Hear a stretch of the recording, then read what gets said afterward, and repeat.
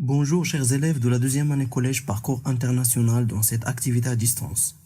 Alors je vais commencer par un petit rappel. Nous avons vu la séance dernière les différents types de mouvements entre les plaques lithosphériques. Et on a dit qu'il y en a 3 types de mouvements. Le premier, c'est le mouvement de convergence. Par exemple, entre la plaque africaine et la plaque eurasiatique, il y en a un mouvement de convergence, c'est-à-dire de rapprochement. Le deuxième type, divergence, ou bien éloignement, par exemple entre l'Afrique et l'Amérique du Sud. Le troisième type de mouvement, c'est le coulissage, par exemple entre la plaque sud-américaine et la plaque nord-américaine. Alors, l'ensemble de ces mouvements constitue ce que l'on appelle la tectonique des plaques. Alors, et nous avons dit que l'origine de cette tectonique, c'est l'énergie dégagée au fond de la Terre à cause de la radioactivité, c'est-à-dire de la désintégration des éléments radioactifs, à savoir l'uranium et le thorium essentiellement.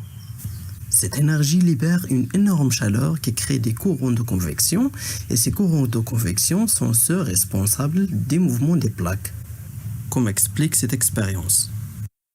Alors, nous allons travailler aujourd'hui sur un exercice que vous avez sur la page 16. En fait, vous avez 2 exercices.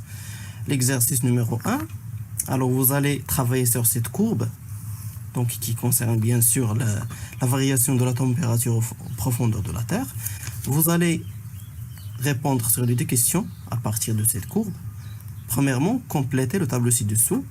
Vous avez la profondeur en kilomètres et la température en degrés Celsius. Alors vous avez des données, que ce soit au niveau de la profondeur, et vous allez chercher la température, bien sûr dans la courbe. Vous avez ici la température dans l'axe horizontal et la profondeur dans l'axe vertical. Ou bien chercher la température, la profondeur en donnant la température. Deuxièmement, démontrer comment varie la température en fonction de la profondeur. Donc vous allez expliquer ici ou bien déduire comment change la température en fonction de la profondeur. Le deuxième exercice, certaines roches du globe terrestre sont constituées d'éléments radioactifs, notamment l'uranium, comme je viens de dire. Ces matériaux se désintègrent par radioactivité. C'est un mécanisme s'accompagnant d'une libération importante de chaleur. Alors le tableau ci-dessous représente la production de l'énergie interne au niveau des différentes couches du globe terrestre. Alors vous avez les différentes couches, à savoir la croûte terrestre et le manteau. Vous avez le volume de chacun d'eux, et vous avez ici essentiellement la quantité d'uranium en milliards de tonnes dans chaque couche, et la quantité de chaleur en milliards de joules par seconde. Alors le joule, c'est l'unité internationale pour l'énergie. Alors vous avez ce tableau qui représente ces données.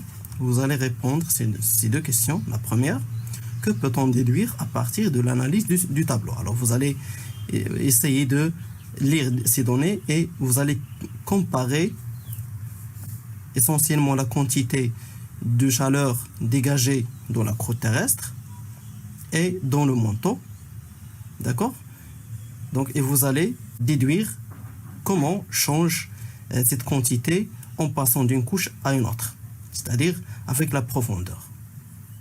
Deuxièmement, indiquer l'origine de la chaleur interne de la Terre. C'est-à-dire, cette chaleur interne de la Terre vient d'où? Son origine. Alors, c'est ça ce qu'on a fait la dernière séance. Alors, vous allez essayer de répondre toujours avec un crayon. Et on va se rencontrer la séance prochaine, Inch'Allah.